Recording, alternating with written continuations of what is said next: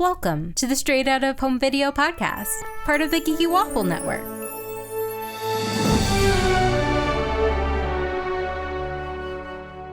This week we're talking about The Little Mermaid, Ariel's Beginning from 2008. I'm Candace, and with me are my co-hosts, Vanessa. Hey. Arezou. Hi. And our special guest, Mollie. Hi. So, Mollie, technically you are the one I think who chose this, or did I choose this? It's been so long. I think this movie chose us. So Bree is in here, and Bree usually does a little summary of this whole movie, but this is a prequel to the original 1989 Little Mermaid, which is a classic, and I believe we all love, right? Yeah. Yes. Mollie, are you a 90s kid too? So actually, well, okay, yes, but I have red hair, and when I was little, everyone would always give me Little Mermaid things for my birthday, and I was terrified of Ursula. So Same. I had my parents walk out of the MGM Little Mermaid show, spectacular, whatever it was, because that huge Ursula. She's scary. Thank you. No, she's really scary. I was like, we got to go. I can't do this. There's no Ursula in this movie. There's no Ursula's sister like in the sequel. Technically, So much worse. Yeah, the evil person is played by Sally Field, and she's like a nanny mermaid. Yeah, she's a nanny who wants Sebastian's job. Yeah, but that made sense to me as far as like just the fact that they had one because I don't know, there's a lot of kids. It's a royal family. I feel like they all have some sort of nanny or governess or whatever. Did anyone feel any sexual tension between Sebastian and the nanny? Just a little. What? No. No. There was I don't know. Maybe it's just because Sally Field is just I don't know. She's really playing up that role, but I could see it. I mean, it's a miscast. Like I just would have just.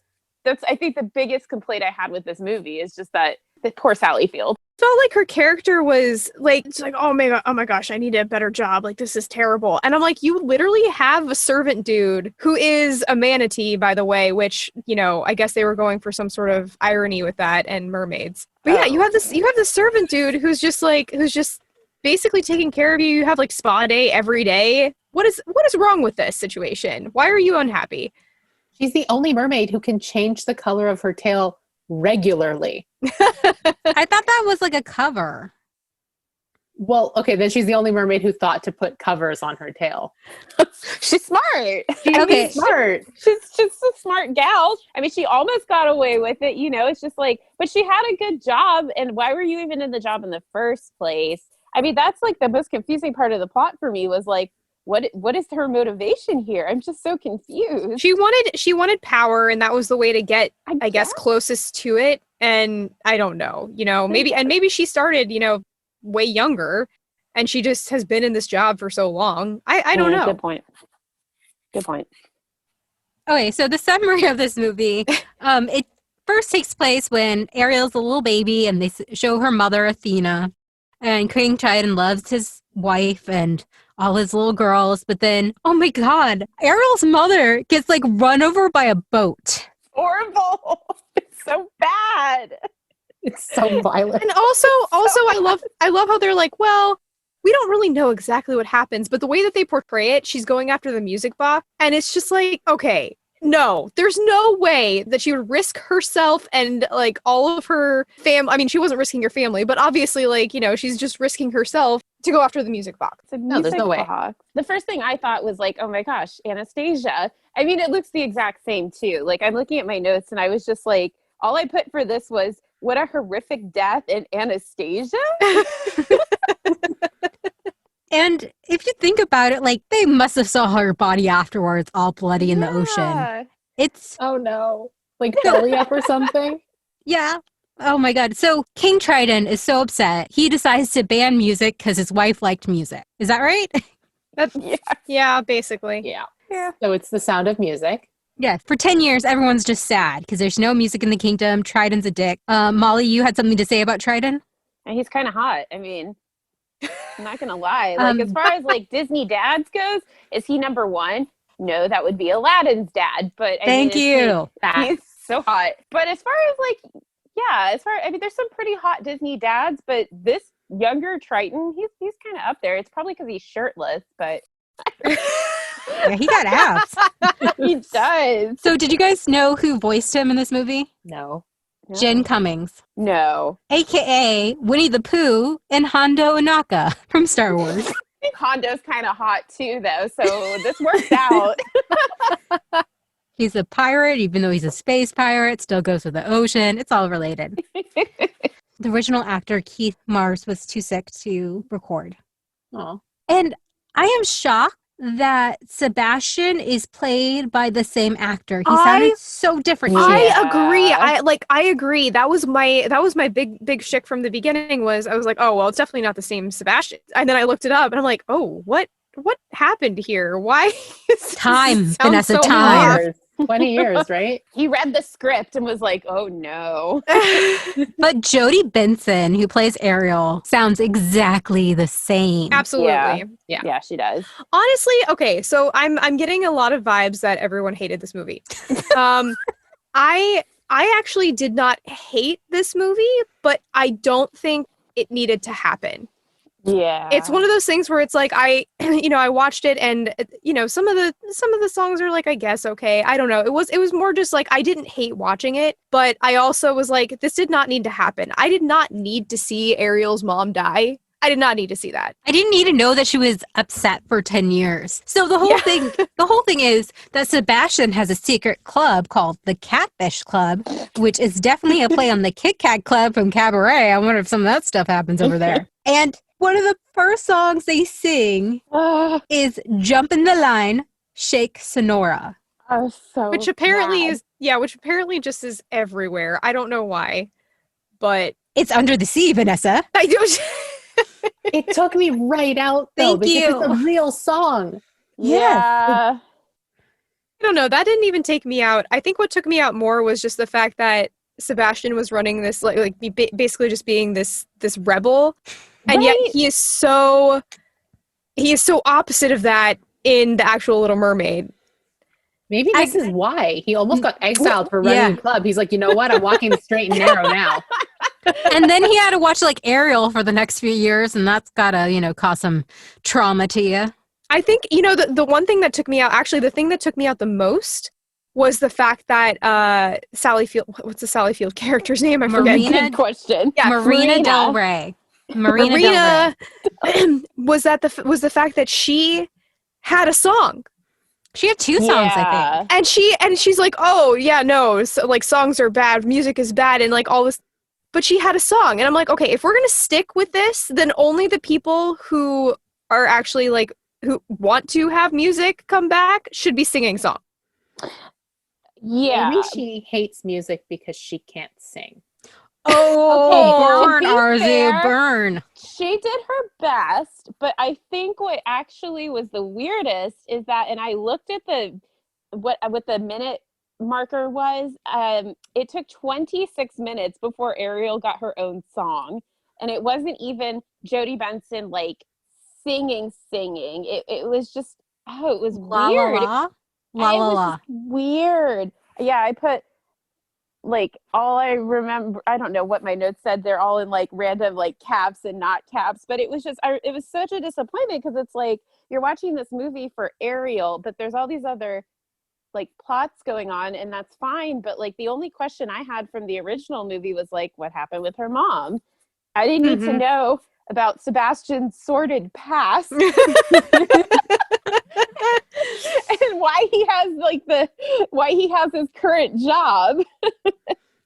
Oh, okay. So Ariel meets Flounder for the first time, even though you kind of feel like they must have been friends since they were kids, which is what's in the TV series. Do you guys remember the Little Mermaid TV series? I do. It was so cute. I know. So they just like reconned this, and I think retconned it. And that upsets me. Because like Ariel's got to be like 13, 14, right? Yeah, something like that.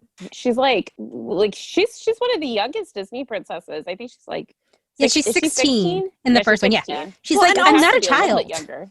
Also, I'm not a child, I'm 16. also, I have another question. Okay, so music is banned for 10 years, whatever. So that means that, in theory, all the sisters should have been singing at the same time. So why in Little Mermaid was that Ariel's debut? I think Public it was her debut. Yeah, public debut. But why? Why were the other 6 of them. She's special. Like the 6 of them were already singing apparently publicly, and yet Ariel's the last one to go. Why? She's a diva. I don't know. She wanted the big sort of presentation. So she's like, you guys establish a career and then I'll show up. Yeah. I don't know. They sang a whole song introducing her. Yeah, that's true. Well, I mean, I did write down towards the beginning when they're all in their little shell beds or whatever, Ariel's the only one who gets tucked in. So there's some obvious favoritism here. So maybe that's what happened later. The fact that Ariel looks so much like her mother, you know that caused issues for her father. Absolutely. That's why it's favoritism. None of them look the same, though. Like, none of them. There's no way that they all have the same mom. I'm sorry.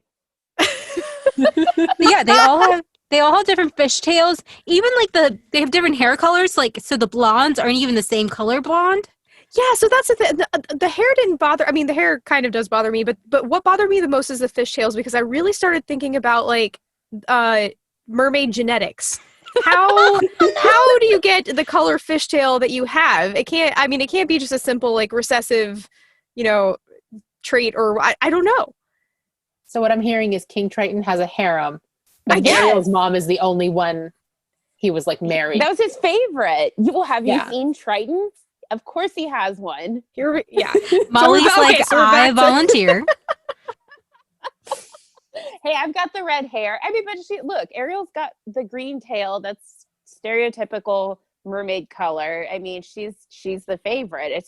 I don't know. I thought her sisters were kind of fun, especially, I couldn't keep track of their names, but the main one and one of the like dumb sister who had like, she was like, I guess boy crazy. I thought they were the boy funny. crazy one. Yeah, no, I liked her sister. That's what I actually liked about this movie was that we got to see like her interaction with her sisters and her sisters' personalities and stuff. That was kind of fun. More sisters and less illegal underground nightclub, and I think I would have liked to see a lot more. Okay, so what happens next is Ariel gets into the club even though she's underage. She follows Flounder in, and everyone scatters when they see her because she's a freaking princess. And then, like Mollie was saying, she goes la la la la la and starts singing the song. She looks like she's almost gonna kiss Flounder. It's really gross. Yeah. Yeah. He's a child here. Like, So is she, but he looks extra baby here. Like, I don't know. He just looks weird. her sisters find out. She takes her sisters, and then the evil nanny Marina Del Rey finds out, and then like Sebastian goes to jail. Yeah, that's in my notes too. They locked a child up. Flounder is in jail. He's like 5. Where are his parents? Listen, he's one of like 100 kids, so they don't even know where he is. Yeah. He struck out on his own at age 2. Also, like, I guess his parents don't care that much about him if they called him Flounder, named after the fish he is. That would be like our parents calling us human or girl. He's like Flounder number 50 or something. Exactly. He's just one of many flounders. That's why he had to leave. He was tired of being a number. He just wants to be a flounder. Exactly. He wanted Flounder's origin story. He wanted to be known for scatting. Oh, wow. For like, when you think Little Mermaid, don't you think music? Like, Part of Your World, Kiss the Girl. Yeah. There's not that much original music in this. Mm-mm. It's not. It's not good. On my notes, I put thanks for reprising that truly forgettable song. I don't even know which song that was. I think it was Marina's, but I was just like very disappointed with the music, and I tried to think of it as like if I were a little kid again, would I enjoy this? And I don't know. I mean, these songs were like, they weren't a bop. Like, I don't think I would have. I've seen plenty of sequels that are actually good. Like the Little Mermaid sequel is actually good and has some memorable music. But this one, the music, I don't know. Do you know who agrees with you, Mollie? Who? John Lasseter. I knew he was a smart man. So we talked about this in our Tinkerbell episodes about how Disney and Pixar merged. So this is Disney's last direct-to-video film to date other than the Tinkerbell movies. Oh, that makes so much sense. So he decided that Disney Toon Studios would cancel all the sequels that were already underway or planned after this movie, because I think this was already like practically done when he joined. So there was going to be a Snow White 2, Pinocchio 2, Ooh. Dumbo No. sequel, No. Alice in the Well- Wonderland, Peter Pan 3. They were just going to spout them out. Hold on. What would Pinocchio 2 be? Please go rescue all those little boys who turned into donkeys. Thank you, for Arzan. the Most last 30 traumatic years. thing in the world. Yeah, that I think I still have nightmares about that. too. Pinocchio's Revenge. Hate Pinocchio's Revenge was a very dark sequel. Vanessa, remember we rode that at Disneyland and we were both like, Yeah. Bree's having the time of their lives, and we're like, that's a children's ride? It was horrible. All So the terrible. old Disney films are so scary, but Pinocchio is one of. If you had said we were watching, like even if you said we were watching the original Pinocchio, I couldn't do it. I've seen it like once and never again. I mean, I Can't don't do even it. remember anything else that happens besides the donkey thing yet, because that was just, it was so It's traumatic. traumatic. Yeah. And that's what they focused on dramatic. that ride in Disneyland. They knew which part stuck with people. And that and the whale swallowing you Hate at the that end. whale. Oh, the whale, right. That that whole movie.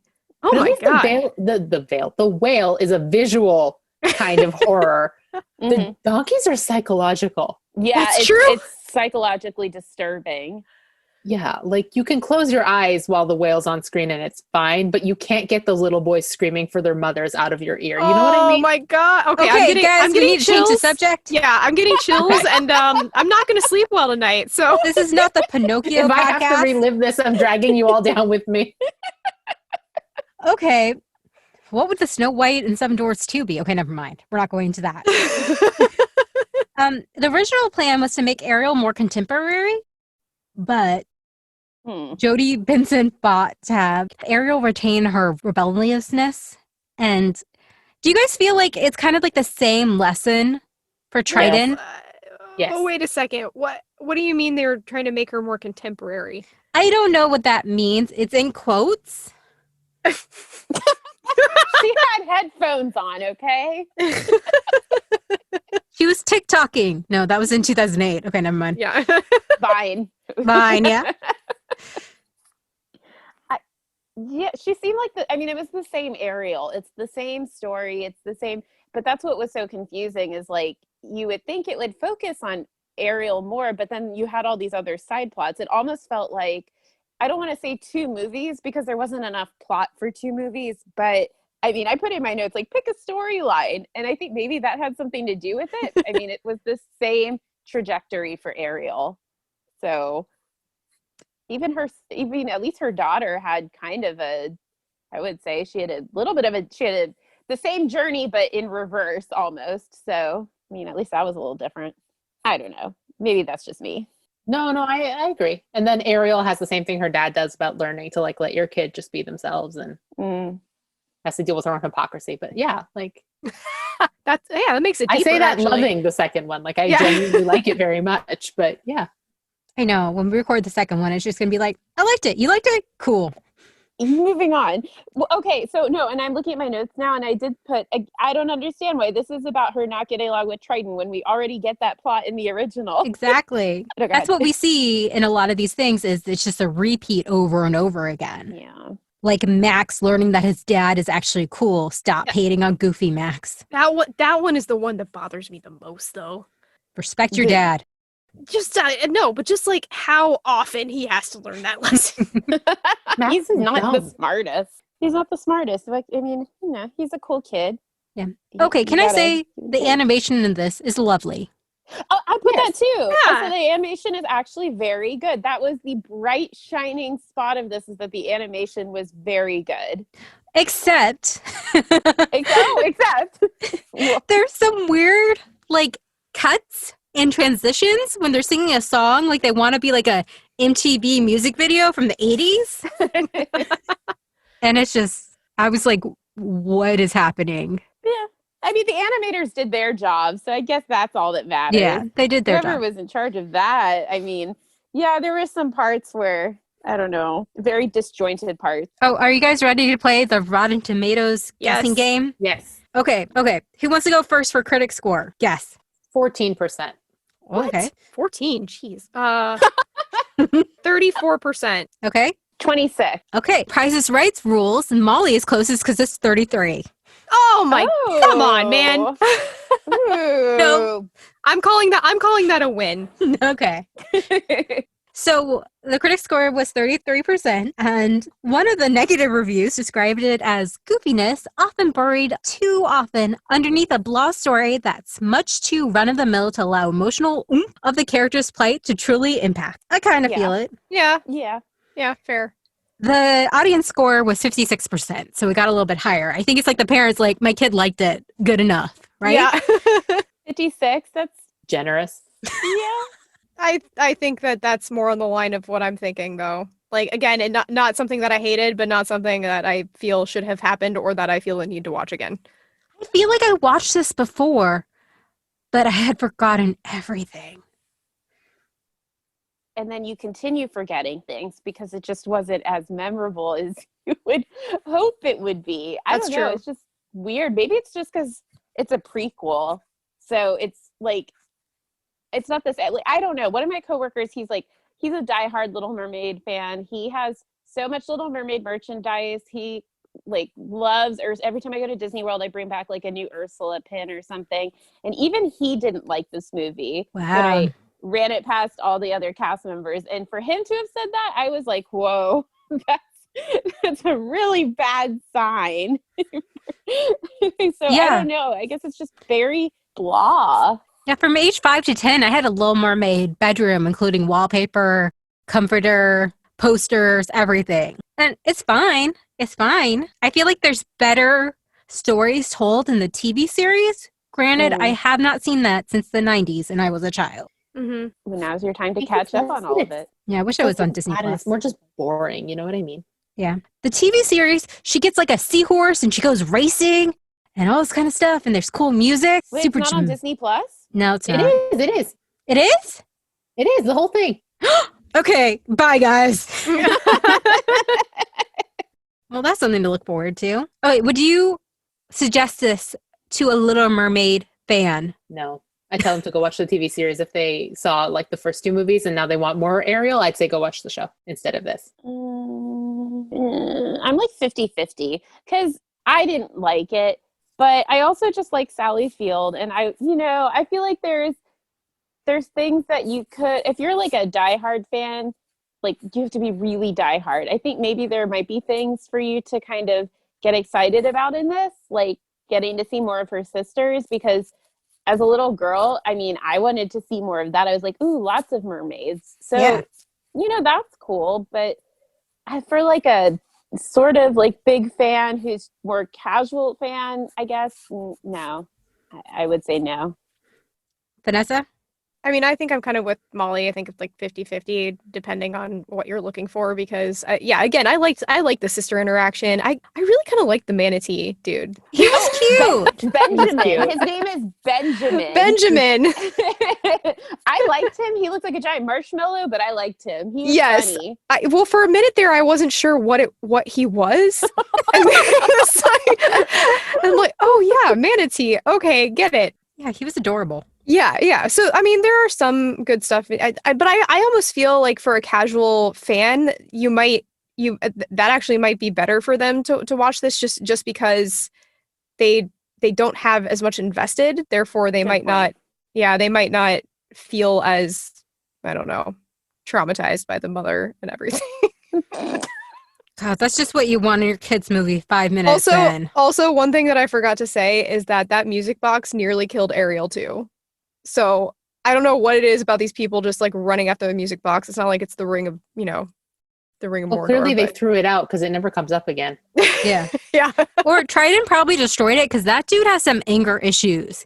He uses his Triton for a lot of property destruction. I mean, yeah, fair. It's his kingdom. I guess that he does have some anger management issues, though. Him yelling, it's pretty scary. Maybe that's also why the original movie scared me, too. Him yelling and Ursula, that's a lot of anger from these adult characters. No wonder Ariel was like, I'm just going to leave the ocean. Yeah, for real. Yeah. Who can blame her? Yeah.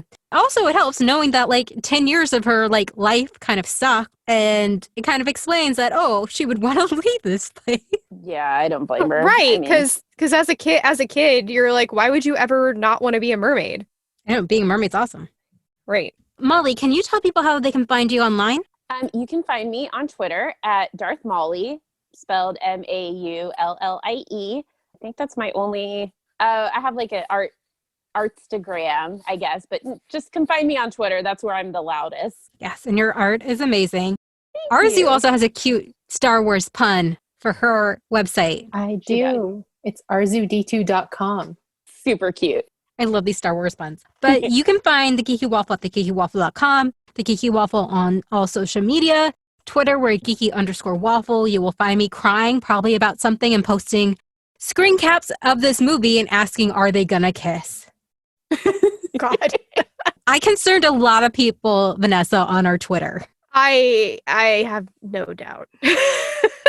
So yes, Molly, thank you so much for joining us. And Arezou and Vanessa, thank you again for suffering through another one of these movies with me. We're going to get through this list. Woo! Thank you for having me. And we all hope you have a happily ever after until the prequel or sequel.